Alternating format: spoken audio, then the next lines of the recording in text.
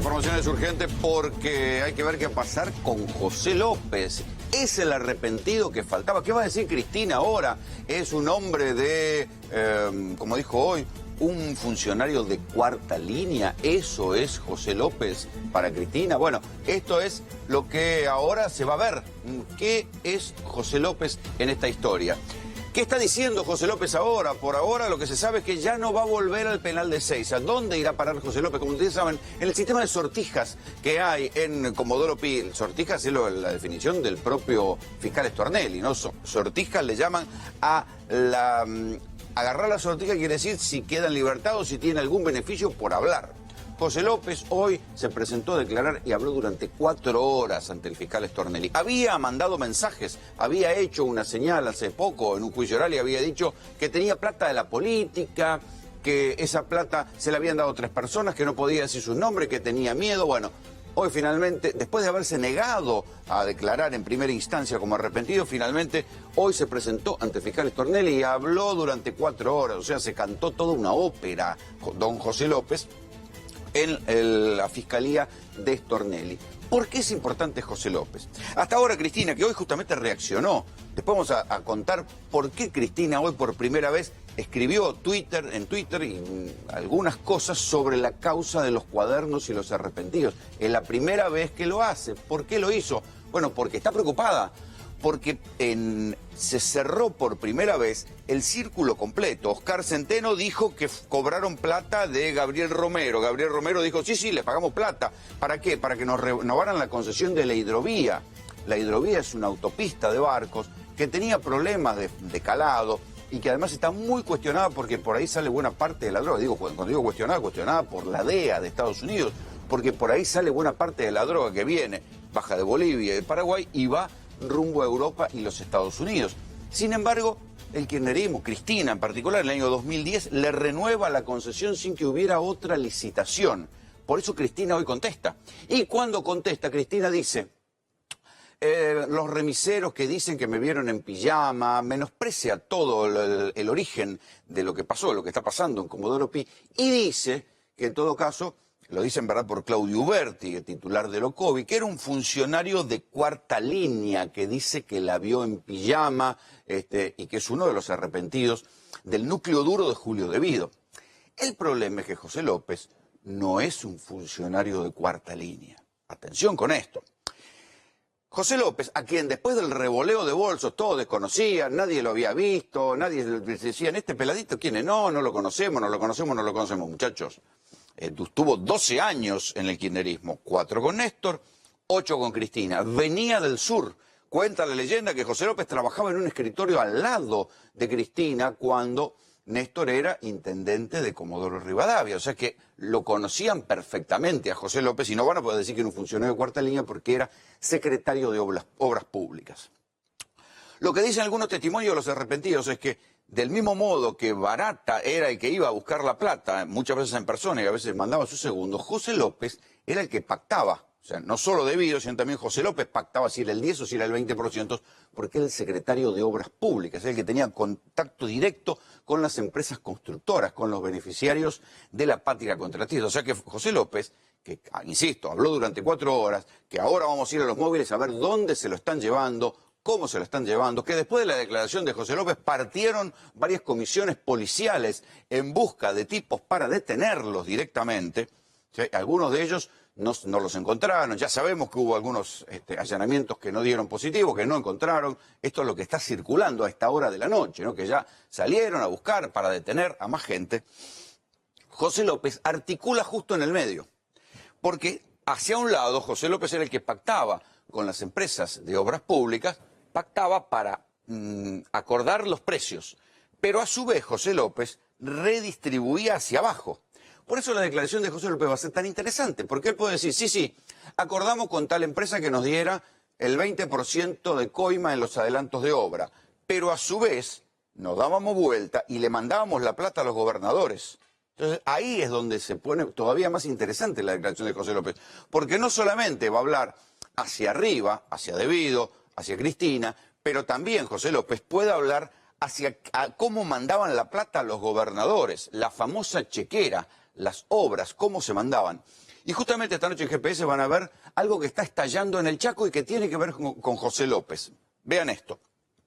La plata de la obra pública se dirigía a hacer diferentes tipos de obras. En el Chaco, por ejemplo, hubo un plan, como parte de un plan de viviendas, habían acordado y le habían mandado plata. Creo que gobernaba Capitanich en ese momento, después hubo un gobernador, porque Capitanich vino el jefe de gabinete, quedó otro gobernador transitorio, que era el vice, bueno, no importa. El que era el presidente del Instituto Provincial de la Vivienda era el actual gobernador, Domingo Pepo. José López le mandó plata para construir 2.400 casas, ¿sí?, en diferentes lugares del Chaco con el sistema de cooperativas. Ahora hay una investigación de la Justicia Federal que demuestra que la plata que giró José López la recibió el Instituto de la Vivienda del Chaco, insisto, presidido por el actual gobernador Domingo Pepo, y la distribuyó solo para hacer favores políticos, y de esas 2.400 casas no se construyeron 1.909 casas.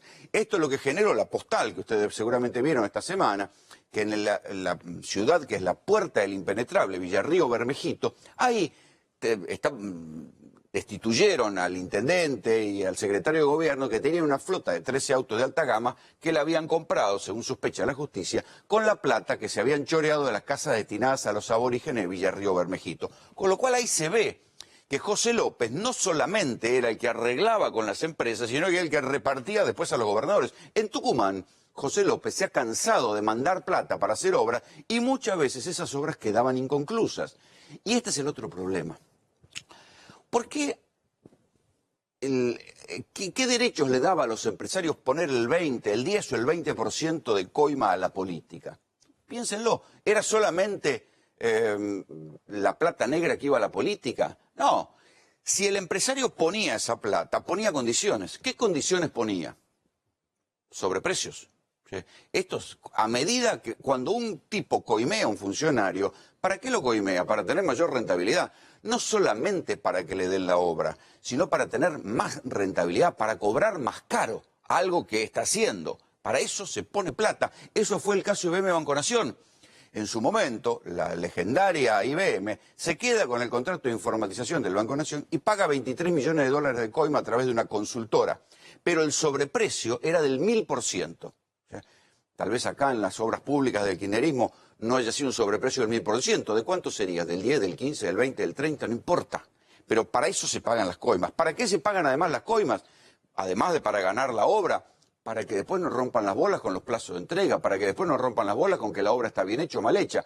Por eso las casas terminaban mal hechas, por eso las rutas eran de una sola mano y nunca le reclamaron que construyeran la otra mano, por eso el asfalto era más finito y por eso así podemos seguir con infinidad de obras públicas que estaban mal construidas. Para eso se pagaban las coimas.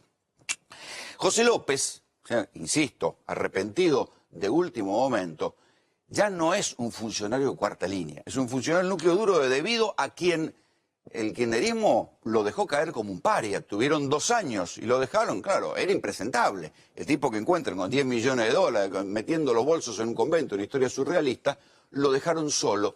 López esperó 2 años, primero se quiso hacer pasar por loco, después nadie lo venía a ver, nadie le hablaba y ahora él empezó a hablar. E insisto, tanto habrá hablado que se va de la cárcel. O sea, deja la cárcel, deja Ezeiza, y Néstor, ¿se sabe exactamente a dónde lo están llevando a López? No, a dónde lo están llevando no, en principio va a permanecer bajo órdenes del Servicio Penitenciario Federal porque López sigue detenido. Lo que obtuvo fue una morigeración. En realidad, el fiscal Carlos Stornelli presentó hoy un oficio pidiendo el cambio del lugar de detención porque José López manifestó que temía por su vida.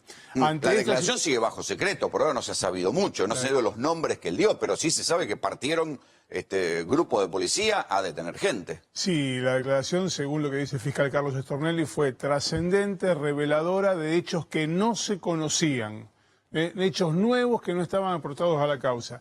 A ver, López sigue detenido a órdenes del Tribunal Oral Federal número 1. Es ese tribunal el que la semana que viene podría llegar a darle una prisión domiciliaria o incluso excarcelarlo. El fin de semana largo lo va a pasar en calidad de detenido en un lugar secreto, bajo custodia del Servicio Penitenciario Federal, pero en calidad de preso todavía. Habrá que decir que es todavía. Ahora, a todo esto, ¿qué pasa con la política? Porque las encuestas están diciendo que todo esto, a la intención de voto de Cristina Fernández de Kirchner, cómo será la cagada que hace este gobierno, que pese a todo esto, Cristina no ha perdido un voto en las encuestas. Es interesantísimo. Ahora bien, ¿ustedes cómo se imaginan que esto va a seguir? ¿Qué va a pasar? Supongamos que Cristina se presentara como candidata, si es que no le levantan los fueros, y supongamos que ganara las elecciones. ¿Ustedes le parecen que ella va a poder presentarse, salir del país, e ir a alguna conferencia de prensa de alguna otra parte del mundo y responder? O sea, va a tener que eludir a los micrófonos de los periodistas de cualquier parte del mundo porque le van a preguntar por esto. Si uno compara con lo de Lula, a Lula lo metieron preso por un departamento que uno dijo que ese departamento, un empresario arrepentido, dijo que ese departamento iba a ser para Lula, pero Lula nunca estuvo en ese departamento, o sea, solamente lo visitó una vez y había un video. Nunca vivió en ese departamento, no hay ningún papel que demuestre que ese departamento fue alguna vez de Lula, ¿sí? Y Lula está preso. En el caso de Cristina, los testimonios son mucho más contundentes y hoy se vio, esto que yo les contaba antes, cómo cerraba el círculo y por eso Cristina salta y dice, yo nunca cobré por un decreto.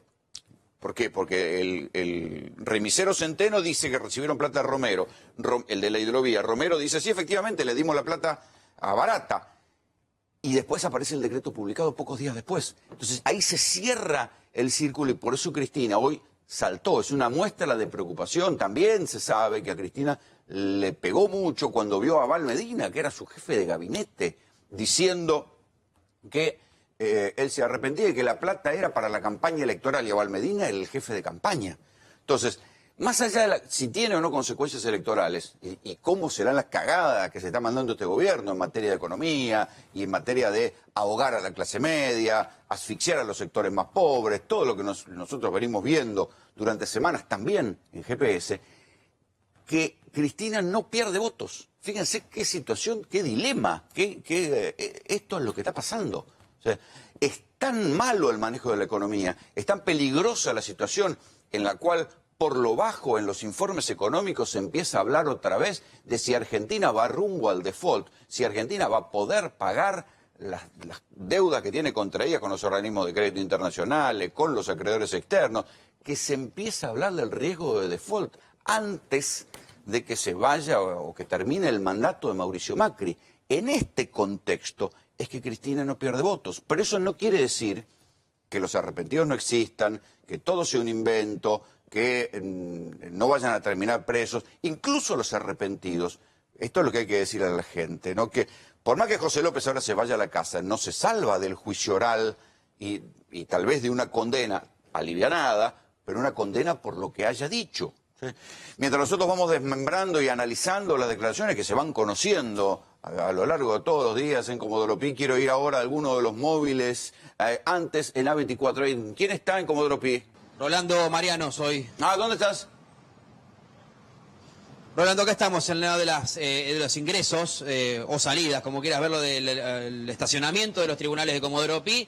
Estamos con esa cámara que ves aérea, esa toma de la salida de la alcaidía donde está José López, desde hace ya varias horas después de terminar de declarar ante el fiscal Carlos Stornelli. Fue alojado en esa alcaidía, ha salido y ha entrado gente, fundamentalmente funcionarios efectivos del Servicio Penitenciario Federal, pero por ahora lo que tenemos es esa camioneta estacionada y nada más. Hagamos un poco de moda. ¿Llegó con casco López esta vez o no?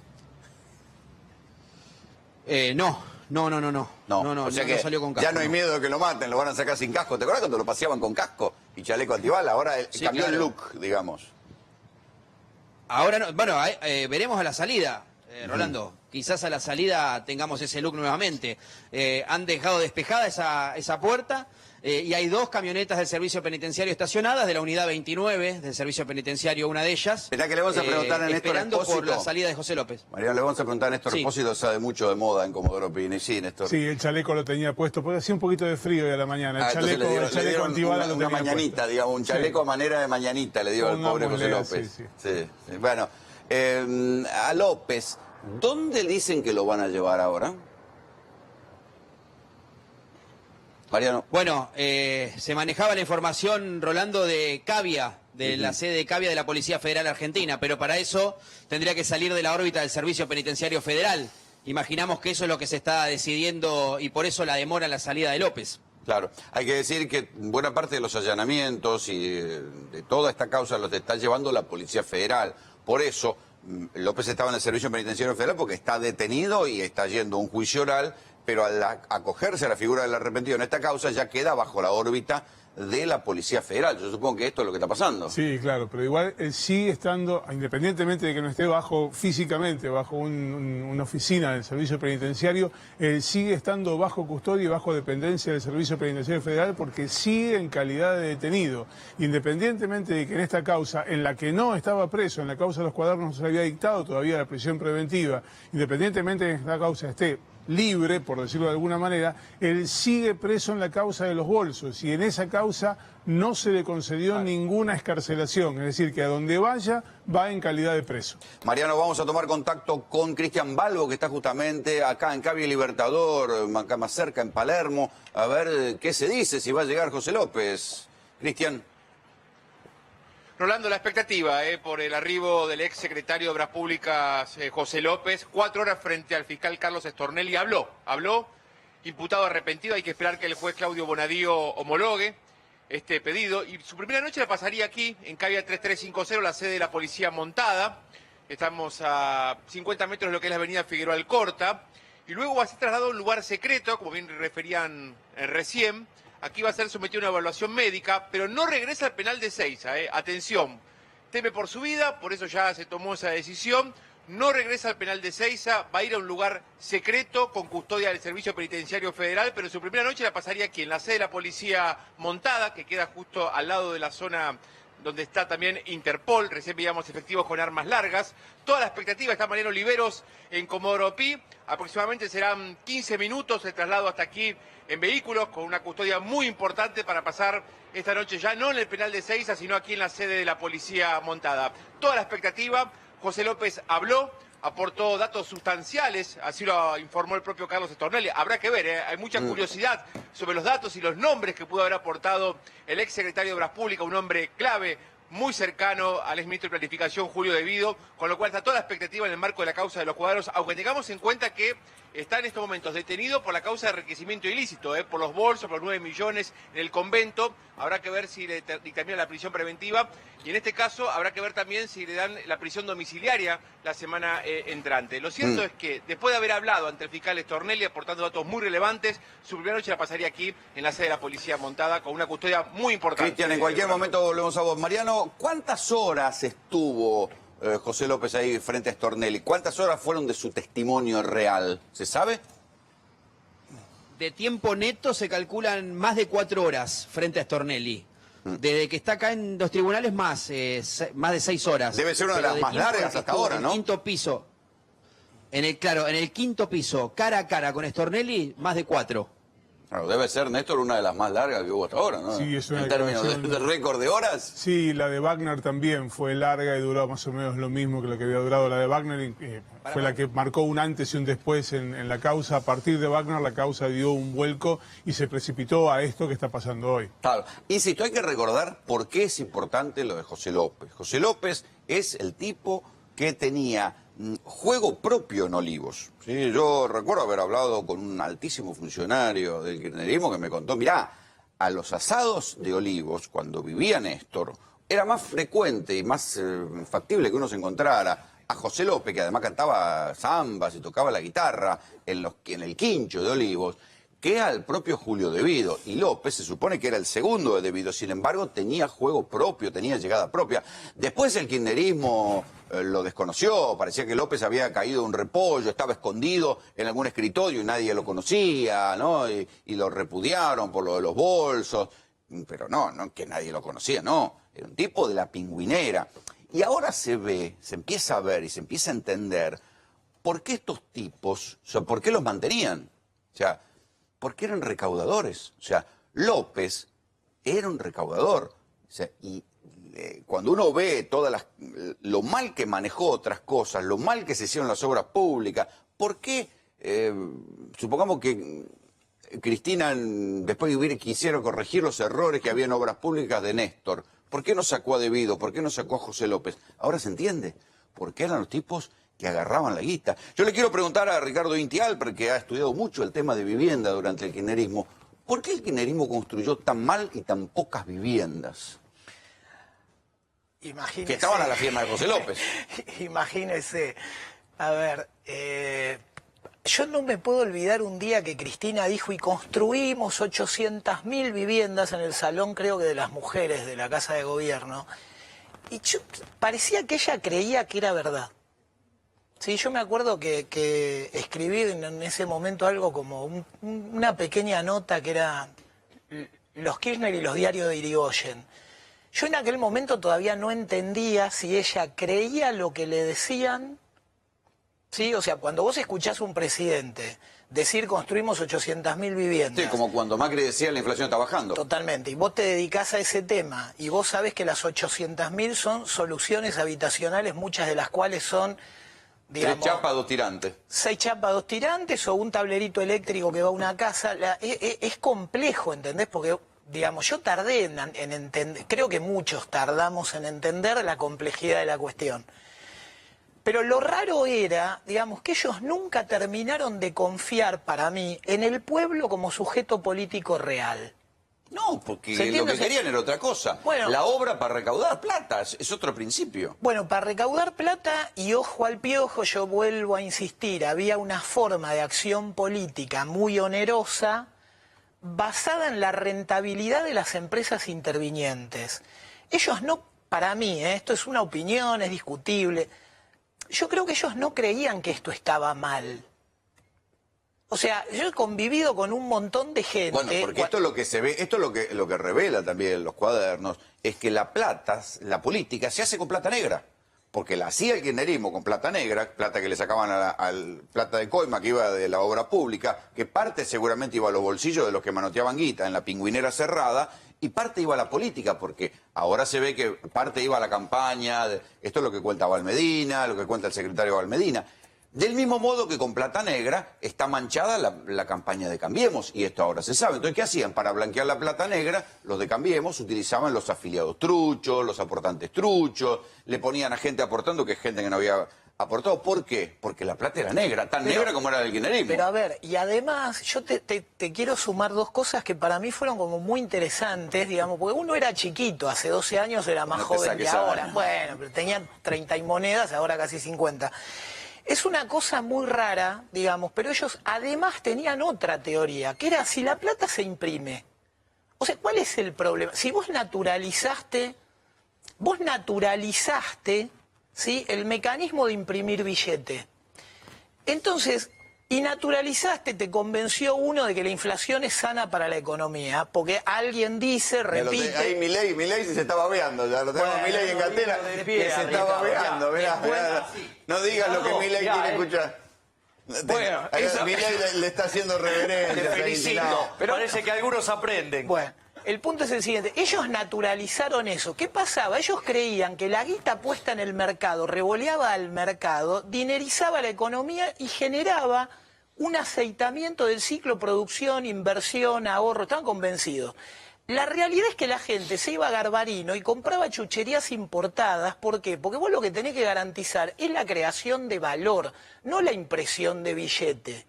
Ahora, yo que coexistí ingenuamente, o sea, cuando empezamos con lo del 1.000.000 de créditos, el 1.000.000 de lotes, digamos, a mí me tocó discutir con muchos de estos muñecos seriamente, que me miraban como un marciano, ¿está bien?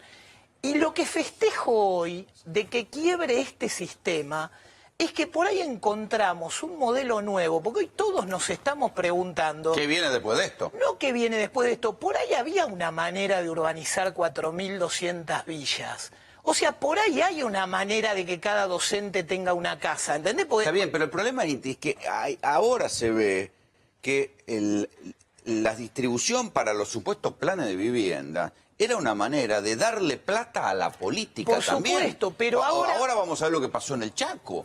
Es espantoso, pero dame un segundito. Lo que yo digo es, los que estamos acá somos todos buenos. Ninguno de nosotros es Menos multimillonario. menos Cerolini, no, somos buena Cerolini gente. era mechera antes. Pará, Bueno, hasta somos que lo buena descubren gente. después, No, porque- bueno. Y con Enrique también. Parecería, la semana pasada. parecería. Lo que digo es, hay un país entero con 16 millones de personas viviendo en tugurios que se debe preguntar, ahora que sabemos, bueno, este sistema era una porquería. Yo particularmente creo que este sistema no fue de 12 años, creo que es histórico, lo hemos Pero esa conversado. gente, lo dramático es que esa gente está añorando que vuelva Cristina por la cagada que No, hicieron una ellos. parte lo añora y otra parte estamos perplejos, ¿entendés? Yo no lo añoro, no estoy contento con lo que está haciendo el gobierno en un montón de aspectos. Pero los que no tienen Soy casa... muy- Pero, Hay de todo, cuando Rolando. llegó, lo que empezó Sí. a funcionar y que sí generó una gran cantidad de casas, que fue el procrear, fue cuando se dio directa a la gente, cuando no hubo intermediarios. Pero Y te que puedo la decir, gente- pará, porque eso en Eso parte, se lo chorearon a en Indy. parte lo inventé Bueno, yo, en parte. bueno, por eso, Pero está déjame bien. contarte esto. Cuando nosotros decíamos, che, perdoname, tenemos que generar un indicador para que una familia en 120 meses pague una casa, vos no podías mentir cuánto había de inflación, porque si no la cuota te licuaba el capital. Nos gastamos 120 y pico de mil millones de pesos. Hay gente hoy pagando por el procrear cuotas de 1.500, 2.000 pesos. Es absurdo, porque era innecesario. Ahora, nuevamente, a mí mucho más que la preocupación por cuánta guita le quedó a cada uno, te soy totalmente sincero, digo, uno viene a estos lugares a ser más o menos sincero, a contar lo que le pasa. A mí no me preocupa que Debido se hizo rico, a mí lo que me preocupa es que dejó a 10 millones de personas viviendo para el demonio, cuando era totalmente innecesario, porque Argentina tuvo condiciones para que esa gente con un programa monetario lógico, con un programa de crédito lógico y con una construcción razonable tenga una casa. Entonces, para mí hay un enfrentamiento entre lo que un amigo, Raúl Zavalía, de la Fundación Provivienda Social, siempre llamó la Cámara Argentina de la Corrupción, que era la de la construcción, Sí, sí. y la política como un todo contra un pueblo que lo que tiene ganas, cada padre, cada madre, es que su hijo tenga un techo. Salir a la puerta, hoy fui a recorrer Moreno, ¿sí? Y te da muchísima pena la pujanza de la gente que apila ladrillo sobre ladrillo. Y las escuelas sin gas. No, y la basura del espacio público. Vos salís a la línea municipal y es una porquería. Ahora, la gente es pujante. La gente pone chapa, pone tirante, pone techo, hace lo que puede. Entonces, lo único que yo digo es, hay una crisis de un sistema y tal vez nazca otro, y tal vez no.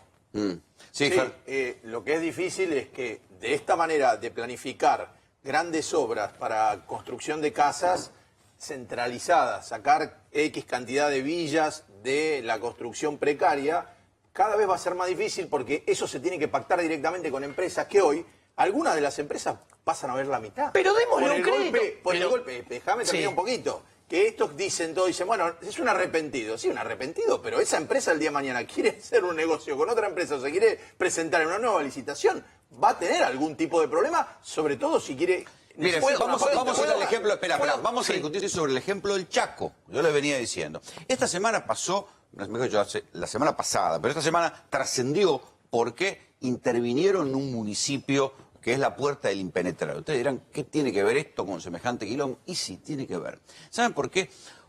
Porque ahí uno ve qué pasa con la plata pública. José López, hace, ¿cuánto? 4 años, ya por el 2013, empezó a girar, como parte de un plan de viviendas, plata al Instituto Provincial de la Vivienda del Chaco. ¿Quién manejaba el Instituto de la Vivienda entonces? El actual gobernador, Domingo Pepo. Le pusieron plata para construir 2.000 casas, que en el Chaco es mucho. ¿Sí? Eran casas que se iban a construir en pequeños pueblos. Una parte de esas casas se iban a construir en la Puerta del Impenetrable. ¿Cuántas veces hemos escuchado la situación de pobreza extrema que hay en el Impenetrable, los indios, Cuom, que se mueren de tuberculosis, que les iban a construir una vivienda digna para que no los piquen la vinchuca? Todo eso. Bueno, ¿qué hicieron con la plata de esas casas? Ahí en Villarrío Bermejito se la chorearon. ¿Qué hicieron con la plata de esas casas? Se compraron autos de alta gama. Si ustedes conocen lo que es un BMW Z4, es un autazo, es una nave. Ahora van a ver en esta nota cómo el secretario de gobierno de Villarrío Bermejito, insisto, un pueblo de 20 cuadras de asfalto, donde vive gente que está en la miseria más absoluta, se paseaba por con el BMW por Villarrío Bermejito, escuchando a Los Redondos. Esto es lo que pasa. Entonces ahí se ve claramente cómo la plata se malgiraba, se le daba un cheque en blanco a los políticos, en este caso al Instituto de Vivienda del Chaco, repartían la guita en cooperativas truchas y después algunos vivos se robaban la plata de las casas para los más pobres. Villa Río Bermejito es la puerta de entrada al impenetrable chaqueño. Una ciudad con no más de 20 cuadras de asfalto, hackeada por la pobreza y el maltrato a los aborígenes. En el Chaco falleció un chiquito, desnutrido.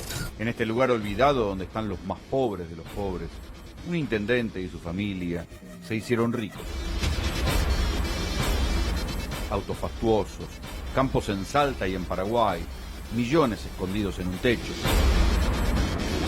Todos fueron allanados, pero el escándalo recién comienza y lleva hasta el gobernador del Chaco, Domingo Pepo. Es el escándalo de las casitas robadas. La nueva ley de hábitat para regularizar la situación dominial de propiedad de más de 500.000 de familias en la República Argentina. En el año 2010, el gobierno de Cristina Fernández de Kirchner lanzó un plan de buenas intenciones y nombre interminable. Se llamaba Programa Federal de Viviendas y Mejoramiento de Hábitat de Pueblos Originarios.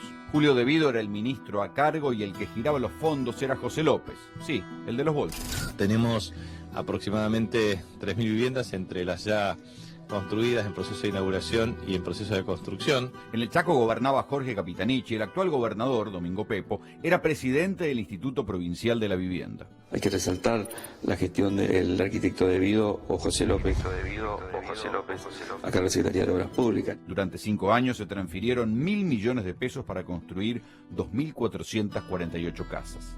Pero solo se construyeron 539. Las otras 1.909 casas no están, y el dinero tampoco. ¿Estas casas eran dinero del gobierno nacional? Estos eran fondos nacionales que fueron transferidos acá a la provincia del Chaco y había cooperativas que eran las encargadas de construir las mismas. Por eso dice cooperativa de 7 de octubre. Sí. Dugaldo Ferreira es fiscal de investigaciones administrativas de la provincia del Chaco. Ferreira recorrió casi toda la provincia y descubrió que la mayoría de las viviendas pagadas no fueron construidas. Pero la plata se pagó. Se pagó. La plata del gobierno nacional se pagó. ¿A quién se giró? Al Instituto de Viviendas. De la provincia. De la provincia. Acá llevamos adelante un programa de vivienda que son viviendas rurales, que están dispersas. Tenemos viviendas que son por el sistema sociocomunitario de cooperativa. Durante esos años, el titular del Instituto Provincial de la Vivienda, el hombre que recibió los fondos nacionales y los giró a las cooperativas que no construyeron las casas, era el actual gobernador, Domingo Pepo. La política de vivienda que lleva adelante el gobierno de la provincia del Chaco y el gobierno nacional, que fue fortalecido anoche por los anuncios de la señora presidenta, están marcando también en el compromiso nuestro de poder terminar las viviendas y de poder entregarlas de una forma democrática, pública y transparente, sin ningún tipo de acomodos, y creo que esto valora y mucho la gente. En términos generales, en la provincia hay un 77% de las viviendas que no se construyeron, solamente se hizo un 23%. ¿De cuántas casas estamos hablando en total en toda la provincia? Se hicieron 536, así que están faltando 1.909 viviendas que no se efectuaron. Mañana es una gran oportunidad para agradecer y por eso invitábamos a todo el pueblo del Chaco a sumarse y acompañar a la señora presidenta a las 19 horas en lo que es Avenida Sarmiento y la autovía, donde se va a estar inaugurando 2 obras importantes. No es fruto de la casualidad, sino de la decisión política de un gobierno que pone el Estado al servicio de la gente, y testimonio de eso es lo que se vive en cada momento como el que estamos viendo ahora. El Instituto de la Vivienda, donde estaba el actual gobernador, pagó ese dinero. ¿A quién? Eso está bancarizado. Había 301 cooperativas acá en el Chaco que eran las encargadas de construir las viviendas. Y yo he entrevistado a numerosos personas que figuran como presidentes de cooperativas y en muchos casos me manifestaron que ellos nunca habían recibido el dinero ese, que hacen mención, que yo les hice conocer, ni tampoco que habían construido viviendas. Eso no solamente acá en Resistencia, sino en muchos lugares del interior de la provincia de Chaco. O sea, usted me quiere decir que casos como este, de viviendas que no se construyeron, hay por todo el Chaco, y siempre con el mismo modus operandi. La plata llegaba al Instituto Provincial de la Vivienda, figuraba que se entregaba a las cooperativas, pero las cooperativas no la recibían. Efectivamente, es así. Pero ¿y cómo puede ser si se supone que la cooperativa tenía que tener una cuenta bancaria? El Estado no paga a sola firma? Bueno, lo que pasa es que fallaron los organismos de contralor, tanto a nivel provincial como a nivel nacional.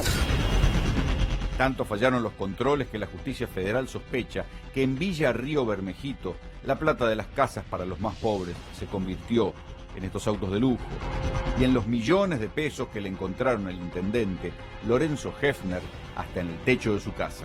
Hemos organizado con la municipalidad, y por eso que nos está acompañando el secretario de Gobierno, José Perdingen, en una serie de reuniones, primero viendo el trabajo que se está haciendo, un programa de 60 viviendas por convenio municipal para pueblos originarios. A José Perdinger, otro de los procesados, concuñado del intendente, no le fue nada mal con las casas de los aborígenes. Aquí se lo ve a bordo de su BMW, hoy decomisado por la justicia federal.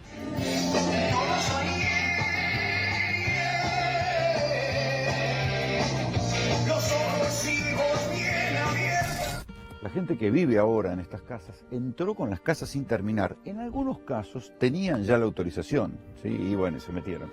En otros casos ni siquiera tenían autorización y se metieron a tomar la casa porque era gente con necesidades. Pero esto es la muestra de cuando se hacen mal las cosas, ¿sí? El dinero llegó, se lo robaron, se lo dieron a cooperativas que nunca recibieron la plata y las casas en definitiva quedaron sin terminar.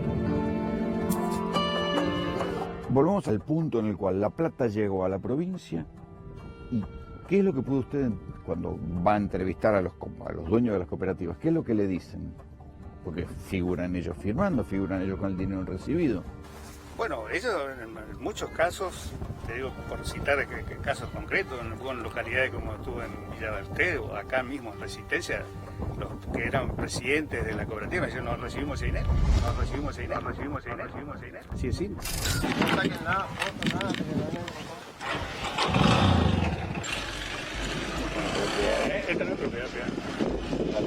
Mientras entrevistábamos al fiscal Ferreira en el barrio La Ilusión, nos dijeron que no podíamos filmar y una moto salió apurada. Enseguida entenderíamos por qué. Cuando nos íbamos, la moto volvió con una camioneta. Nos cerraron el paso y una patota se bajó a amenazar al fiscal. ¿Qué necesita usted? Me fui a mirar, estamos haciendo una investigación. ¿Sí? ¿Qué quieren saber? Al frente de la patota está un puntero del justicialismo local, Ramón Ningui Cáceres. ¿Por qué me cruza un auto? ¿Por qué me cruza un auto? ¿Por qué está cruzando un auto? Tranquilo, muchachos. Usted es el mismo tono que están hablando ustedes. Cálmese. Usted no me puede cruzar un auto ni me puede dejar pasar. Además de empleado municipal, Cáceres es el capo del barrio La Ilusión. Parientes suyos integraron una de las cooperativas que dejó estas casas a medio construir. Suba él y bájame la camioneta. Usted no me puede cruzar un auto. Pero nadie te cruza, entonces, papá. Entonces ni me puede apretar a mí, usted me vino a apretar a mí. Yo no me interesa. Bueno, entonces déjeme pasar. No te olvides que te puede entrar una bala, Vos me venís a apretar acá, me cruzás un auto. ¿Sabés qué? No tengo ganas. Sacame el auto que nos vamos. Hoy Cáceres, como se ve, anda apretando gente en una camioneta a su nombre que cuesta 800.000 pesos. Fue una mala interpretación de parte tuya, porque esto no es. Ahora si en Buenos Aires te cruzan un auto y es apretar, bueno, ya es otra cosa, pero acá no. No te olvides que te puede entrar una bala. Déjeme pasar.